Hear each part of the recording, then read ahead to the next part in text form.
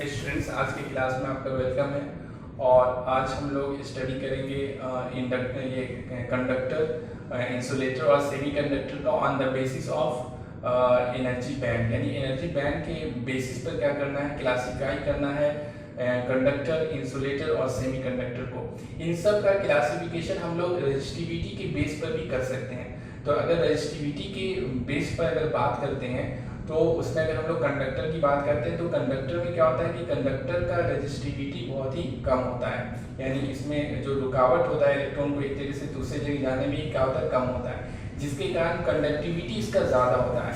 यानी कंडक्टर का रेजिस्टिविटी कम होता है तो इसका कंडक्टिविटी क्या होता है, ज़्यादा होता है, क्योंकि रेजिस्टिविटी और कंडक्टिविटी ये दोनों एक दूसरे के इन्वर्सली प्रोपोर्शनल होता है। अब अगर हम लोग इंसुलेटर की बात करें, जैसे कि लकड़ी हो गया, प्लास्टिक हो गया, तो इसमें क्या होता है कि इसका रेजिस्टिविटी बहुत ज़्यादा होता है, जिसके कारण कंडक्टिविटी बहुत ही कम होता है। इलेक्ट्रॉन का कंडक्टिविटी बहुत कम होता है। इलेक्ट्रॉन एक प्लेस से दूसरे प्लेस में जा नहीं पाता है, जिसके कारण इलेक्ट्रिक करंट इसे पास नहीं करता है। इसीलिए लकड़ी हो गया, वुड हो गया, प्लास्टिक हो गया, ये सबसे इलेक्ट्रॉन, गिलास हो गया, ये सबसे इलेक्ट्रॉन पास, इन सबसे इलेक्ट्रिक करंट पास नहीं करता है।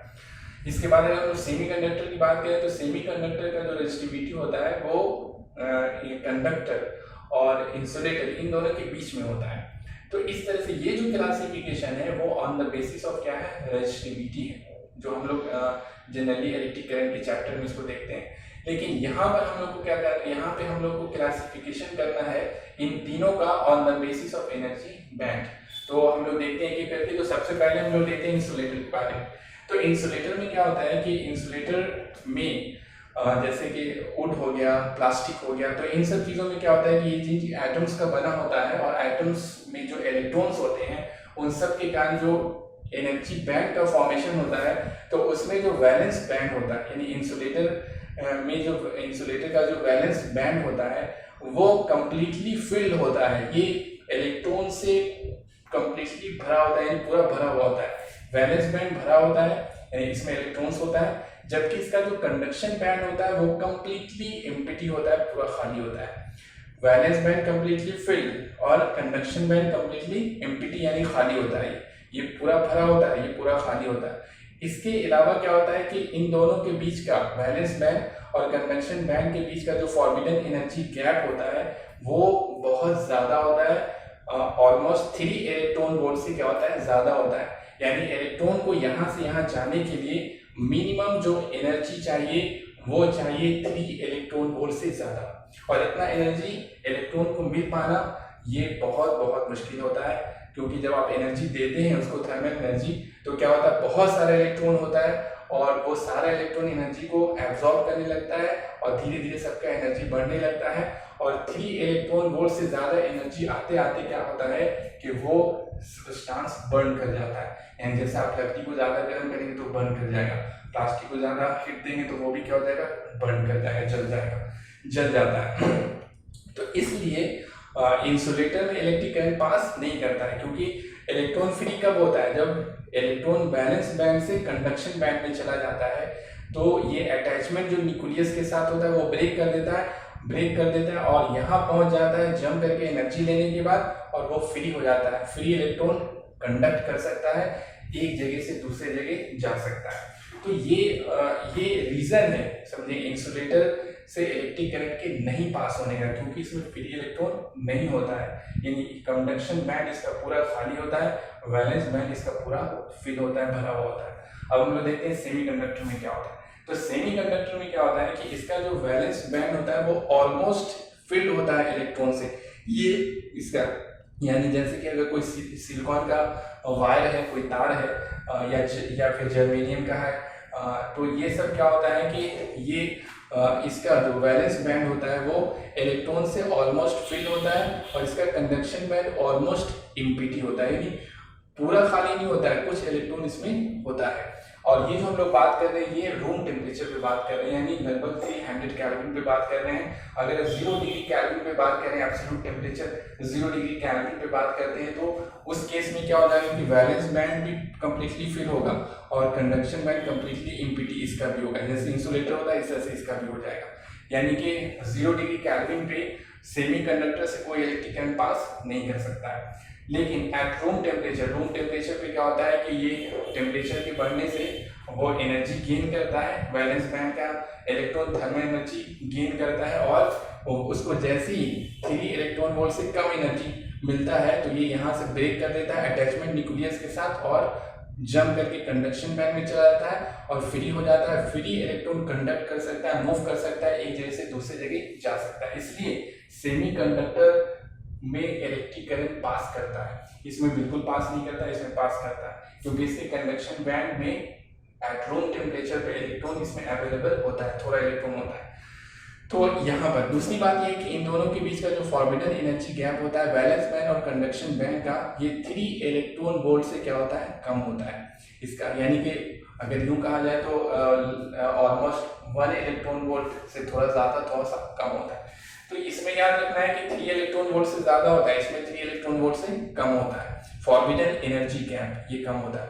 वैलेंस बैंड इसमें ऑलमोस्ट फिल्ड होता है इलेक्ट्रॉन से एट रूम टेम्परेचर और कंडक्शन बैंड ऑलमोस्ट एम्प्टी होता है एट रूम टेम्परेचर और दोनों के बीच का forbidden energy gap 3 electron volt से कम होता है। इसके बाद कंडक्टर में क्या होता है, तो कंडक्टर का जो वैलेंस बैंड होता है, देखिए वैलेंस बैंड कहाँ से कहाँ तक, यहाँ से यहाँ तक है, ये वैलेंस बैंड। 1 मिनट,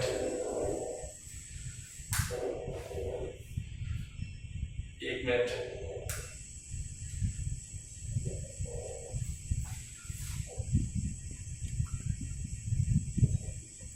हाँ, इसका जो यानी कंडक्टर का जो वैलेंस बैंड होता है वो यहाँ से यहाँ तक है, ये देखिए यहाँ से यहाँ तक है, ये है, यहाँ से क्या यहाँ तक है, ये है, ये ऊपर वाला यहाँ से यहाँ तक वैलेंस बैंड है।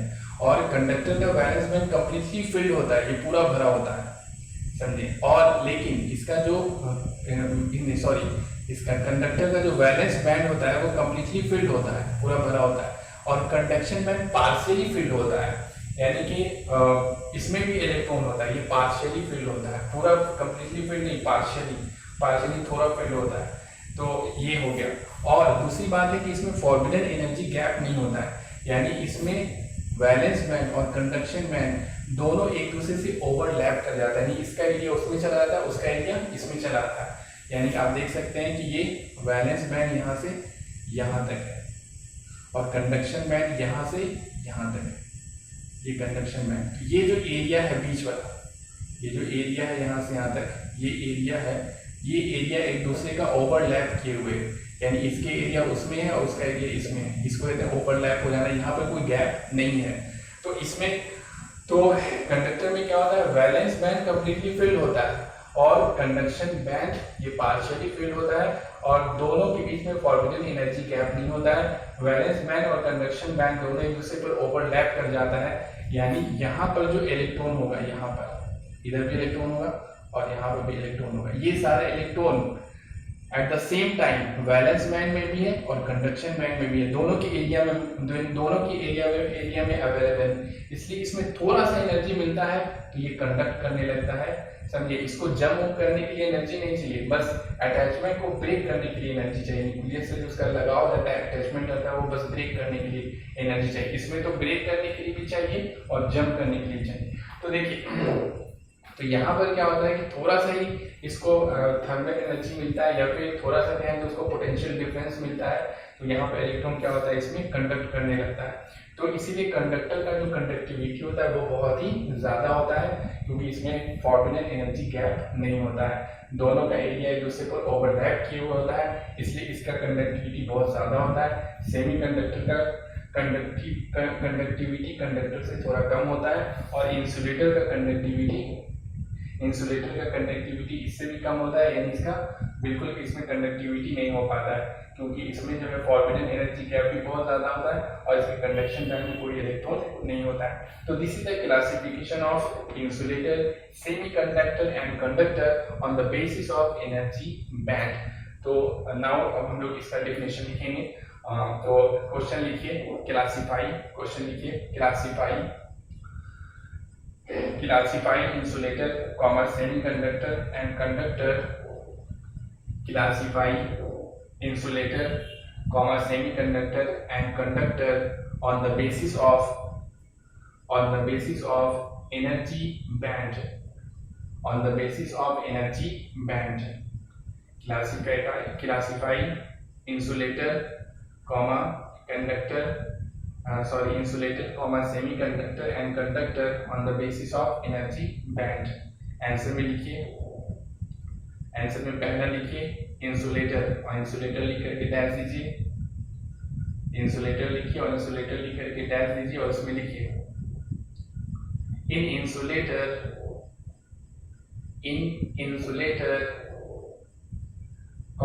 the valence band remains completely filled.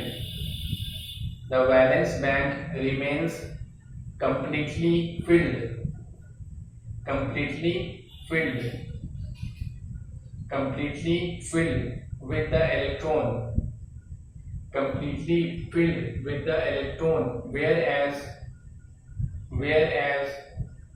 the conduction band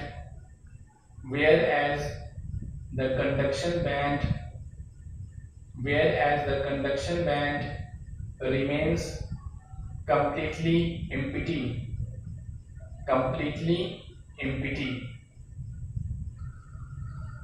Full stop. उसके बाद देखिए further,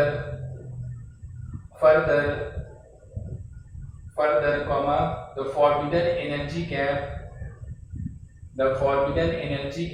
between the valence band and conduction band is very large.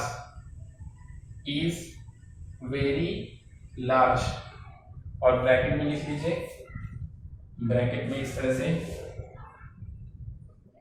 Eg greater than 3 electron volt, ये लिख लीजिए ब्रैकेट में। और उसके बाद ये वाला फिगर कॉपी कीजिए, ये वाला फिगर बनेगा, ये वाला फिगर बनाइए, सिर्फ ये वाला बनेगा। उसके बाद देखिए सेकंड में लिखिए सेमीकंडक्टर, और सेमीकंडक्टर लिख के डैश दीजिए और इसमें लिखिए सेमीकंडक्टर में लिखिए इन semiconductor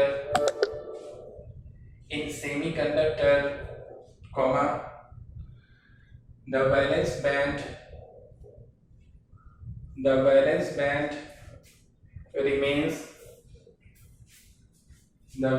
band remains almost filled. The valence band remains almost filled, whereas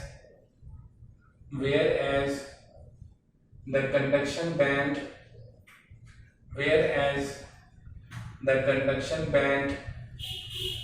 remains almost empty at room temperature. Full stop. Further, the forbidden energy gap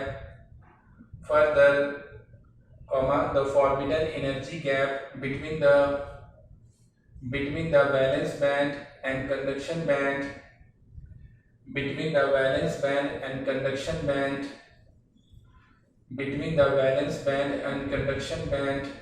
is very small. और bracket में लिख लीजिए Eg less than 3 electron volt. और उसके बाद ये वाला figure copy कीजिए, सेकेंड वाला ये वाला, ये पूरा कॉपी कीजिए।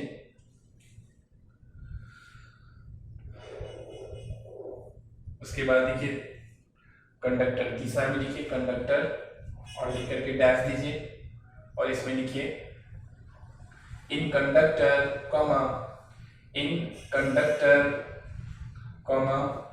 the valence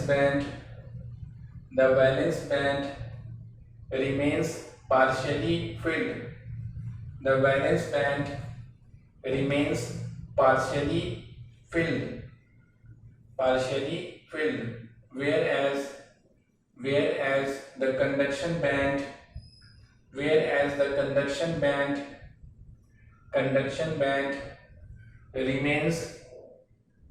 remains almost filled, where the conduction band remains almost filled,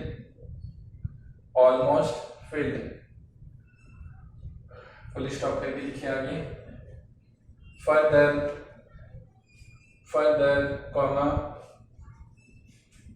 further there is no energy gap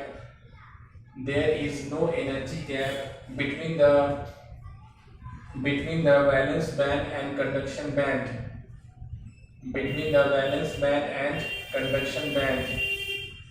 that is IE करके लिखिए, that is the valence band and conduction band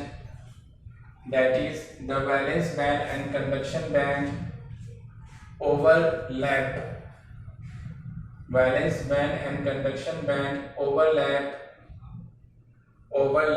with each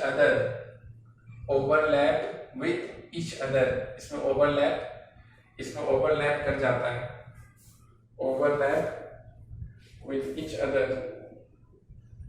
तो ये हो गया definition आपका insulator, semiconductor और conductor का।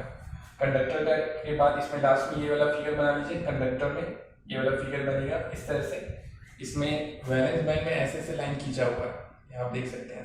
Conduction band में ऐसे लाइन खींचा हुआ है और दोनों का ये वाला एरिया ओवरलैप है, यानी इसका एरिया यहाँ से है और इसका एरिया यहाँ तक है, बीच का एरिया ओवरलैप है, यानी एक का एरिया दूसरे में, दूसरे का एरिया पहले में। तो इस तरह से this is the classification of insulator, semiconductor and conductor on the basis of energy band. इसके बाद हम नेक्स्ट क्लास में देखेंगे, तब तक के लिए